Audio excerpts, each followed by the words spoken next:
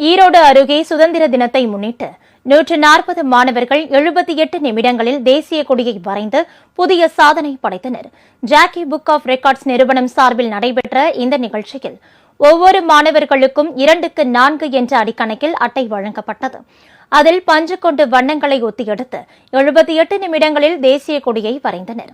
மாணவர்கள் போட்டி போட்டு தேசிய கொடியை வரைந்தது அங்கிருந்த பார்வையாளர்களை வெகுவாக கவர்ந்திருந்தது.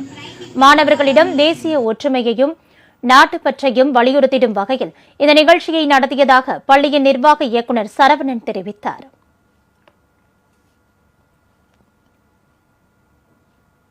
தேசப்பற்று நாட்டுப்பற்று ஊக்குவிக்கும் விதமாக இந்த 78வது சுதந்திர தினம் ஒட்டி ஜாக்கி புக் ஆஃப் வேர்ல்ட் ரெக்கார்ட்ஸில் இந்த வேர்ல்ட் ரெக்கார்டுக்காக 140 மாணவ மாணவிகள் ஸ்பாஞ்ச் மூலமாக இந்திய கொடியை அமைத்து அதேபோல் அந்த ஒரு ஃபார்மேஷனும் பண்ணி இன்னைக்கு சாதிச்சிட்டு இருக்காங்க.